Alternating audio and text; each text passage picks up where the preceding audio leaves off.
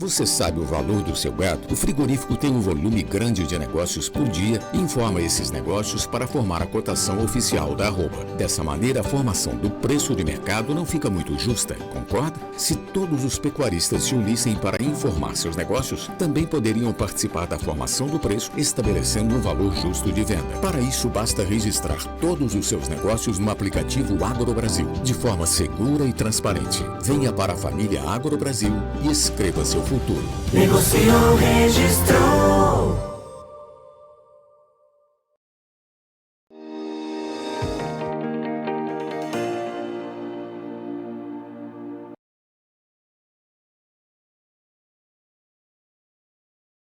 Olá, você que continua nos acompanhando aqui pelo Notícias Agrícolas. Eu sou Letícia Guimarães e a gente começa agora mais um boletim e dessa vez falamos do mercado do boi gordo. Quem está aqui para falar com a gente hoje sobre como que está o desempenho desse setor é o Felipe Fabbri, que é analista de mercado da Scott Consultoria. Seja muito bem-vindo, Fabbri. Olá, Letícia, muito obrigado pelo convite. Vamos falar um pouquinho a respeito do mercado que vem em um momento bem apertado, se assim a gente pode chamar, né? É isso que eu ia te perguntar, Fabbri. Seguimos naquela toada de pressão baixista nos preços, frigorífico aí testando os pecuaristas, tentando puxar esse preço para baixo? Olha, seguimos, apesar do período de entre-safra, que é aquele período que tradicionalmente a gente vê um volume de gado chegando com menor ímpeto ao mercado, uma questão de demanda tipicamente apertada com relação à oferta, o que a gente está vendo é um cenário oposto. Boa parte das indústrias, desde o começo de julho, meados de julho, né, primeira quinzena de julho em diante, trabalhando com escalas alongadas, com muito gado negociado previamente e uma demanda interna, principalmente, não conseguindo atender ao escoamento da carne produzida, fazendo aí com que a ponta compradora hoje trabalhe com viés baixista basicamente desde a segunda quinzena de julho até o final desse mês de agosto. E a nossa expectativa, olhando para o curto prazo, é que esse viés siga, principalmente quando a gente pega como referência os últimos dias, onde algumas unidades importantes ali no Centro-Oeste para mercado interno acabaram saindo das compras também, aumentando essa pressão baixista no mercado do boi gordo. E Fabbri, me diga uma coisa, né? A gente tem esse cenário muito positivo para as exportações, temos opiniões de outros analistas também trazendo aqui para o Notícias Agrícolas, né? Agregando para os nossos materiais, sejam eles de entrevistas ou sobre as explicações dos dados de exportações da SECEX que saem toda segunda-feira, de que nesse mês de agosto a gente deve novamente superar a marca de $1 bilhão nas exportações de carne bovina. Isso não está ajudando a contribuir com esse escoamento, a contribuir de forma que o mercado interno aqui tenha uma certa melhora? Olha, para as unidades que trabalham com exportação, a margem ela tem sido boa, principalmente quando a gente olha para o mercado chino. O relato que a gente tem conversando aqui com a ponta compradora é que quando a gente fala de outros mercados, não China, os preços têm trabalhado em patamares mais apertados e a margem está hoje muito atrelada à questão de mercado China.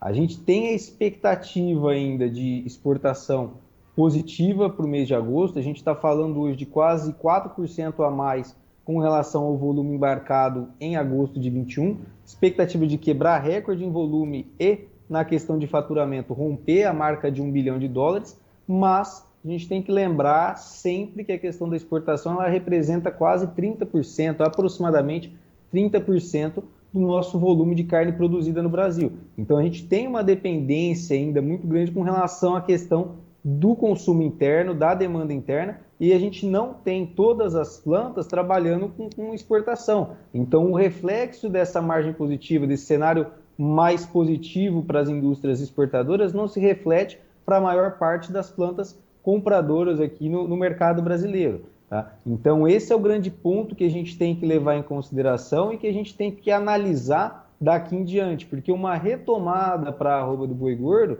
ela vai estar muito mais atrelada à melhora no consumo doméstico do que a questão da exportação. A exportação acho que já está bem nítido para todo mundo do setor que ela vai seguir com um ano positivo em 2022, deve ser um ano recorde com relação às exportações, mas se a demanda, se o consumo no mercado interno não melhorar, não se sustentar daqui em diante, não der sinais de fôlego novo para o restante do ano, a gente deve passar aí pelo menos para o mês de setembro e outubro, que é um período mais crítico, que é aquele gado de confinamento chegando, onde qualquer redução na questão dos preços para o mercado físico pressiona diretamente a margem do confinador, pressiona diretamente o resultado do confinador, bem mais apertado. A gente deve ver uma entre-safra, caso o mercado interno não dê um sinal de reação, apertada e diferente do que tradicionalmente a gente tem para o período de entre-safra. E, Fabri, tem alguma possibilidade, né, já que você comentou, né, setembro, outubro, vem esse gado vindo do confinamento, custo de produção mais elevado, né, como a gente sabe, para todas as proteínas de origem animal. Mas também a gente está numa época, né, em que está sendo liberado aquele auxílio emergencial, né, o Auxílio Brasil, no valor de R$600, que tem contribuído, né, para melhorar um pouquinho o poder de compra das famílias. A gente tem também o período eleitoral, que acaba fazendo girar um pouco mais de dinheiro, empregos temporários, enfim.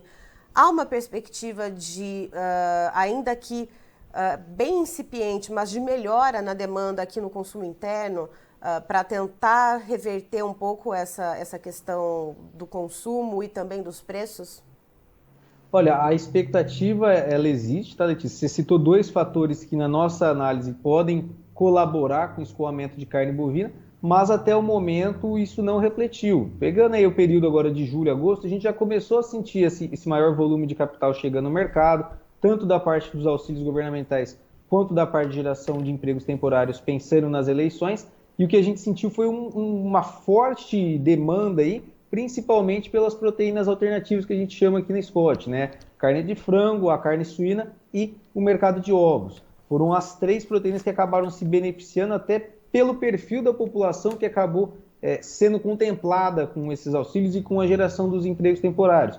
Então a gente vê que talvez nesse curto prazo, ainda para o mês de agosto, e talvez primeira quinzena de setembro a gente não sinta tanto um efeito para o mercado de carne bovina, e esse efeito ele passa a ser sentido principalmente a partir de meados de outubro, com aí já a questão de 13º, a questão dos empregos temporários pensando no final do ano, e também a questão da própria Copa do Mundo estimulando um pouco mais aquela reunião familiar, aquele consumo no tradicional churrasco aí entre as famílias, estimulando um pouco mais o consumo doméstico. Então, em curto prazo, a gente mantém um viés um pouco mais preocupado com relação à questão da demanda. A gente não deve ver uma melhora muito forte com relação à demanda. Devemos ter, sim, na virada de mês, aquele incremento, principalmente por conta do recebimento de salários, mas quem deve se beneficiar mais são as proteínas alternativas nesse momento. E para a carne bovina, talvez o efeito ele passe a ser sentido mais no período de outubro, novembro.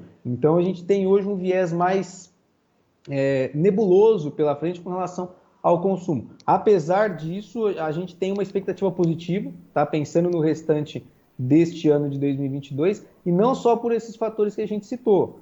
Os números com relação ao desemprego no Brasil atingiram o menor patamar no trimestre que fechou agora em julho, e isso mostra que a gente está trabalhando com viés mais positivo para o nosso mercado local, que a gente tem a possibilidade de uma melhora para o escoamento.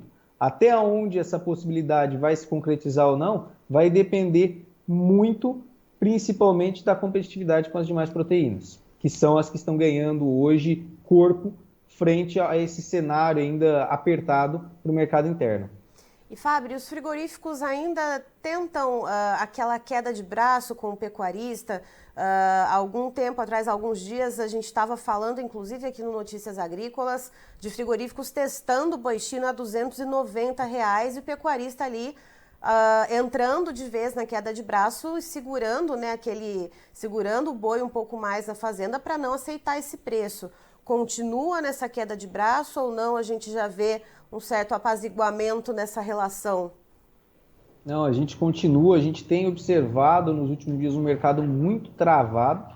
Referência hoje aqui para São Paulo, pela Scott Consultoria, temos para o mercado interno um boi até 295 entrando bem na questão de compra pela ponta compradora, e aí a ponta vendedora tentando uma melhora com relação a esse preço.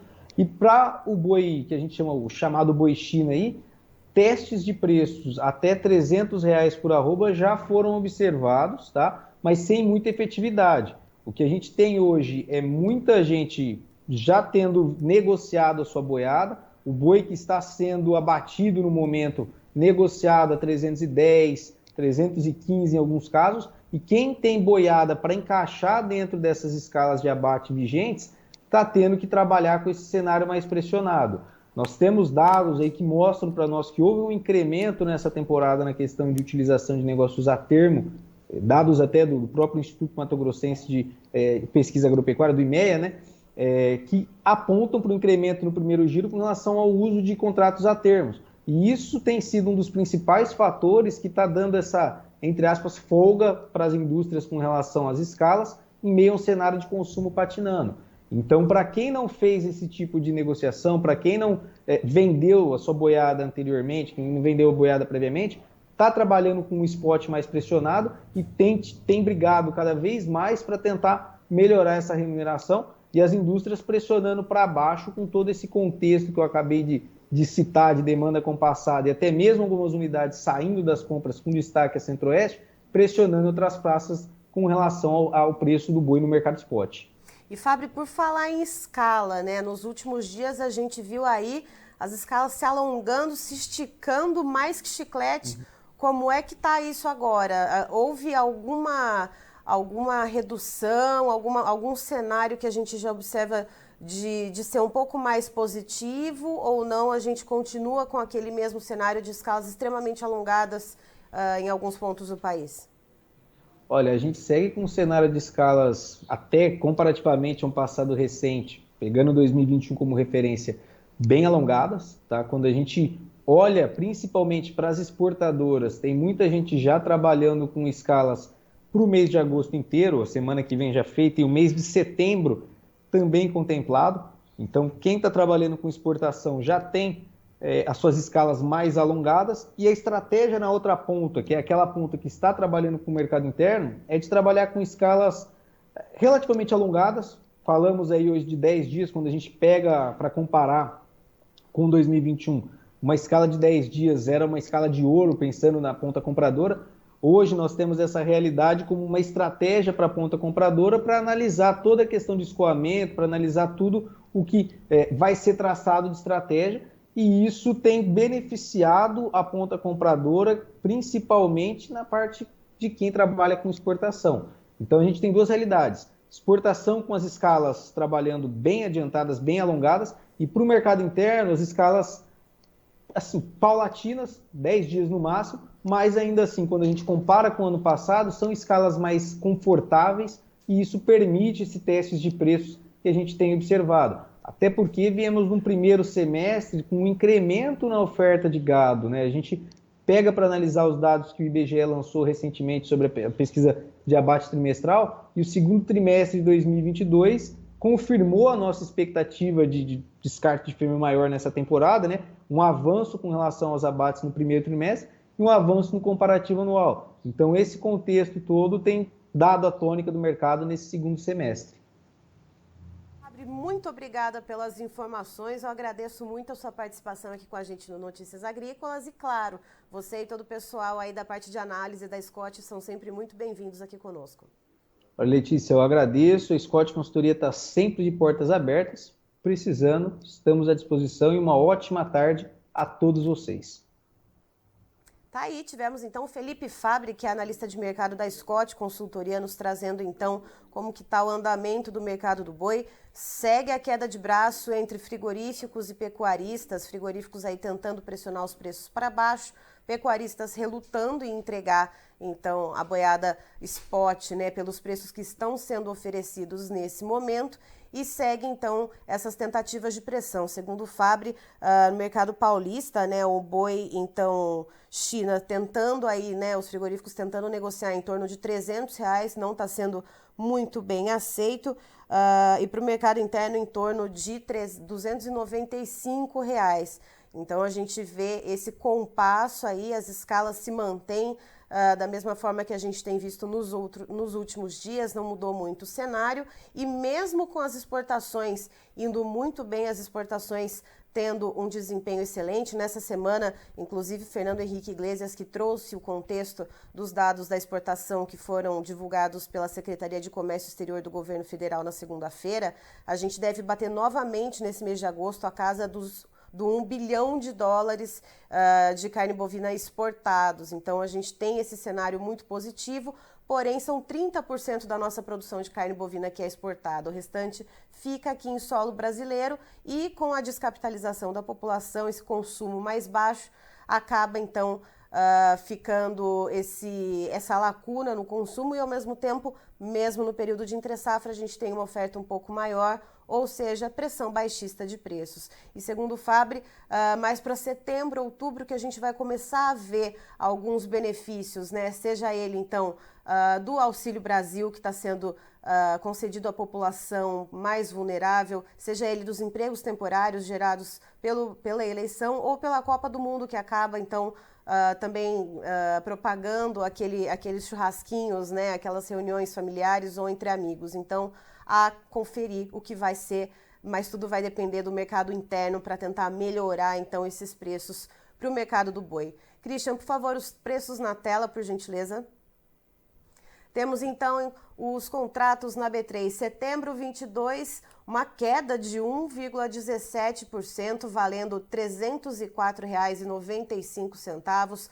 Contrato para outubro de 2022 baixa também de 1,30%, valendo R$ 308,45. Para novembro, a gente tem uma queda menos acentuada de 0,79%, com preço de R$ 312,70.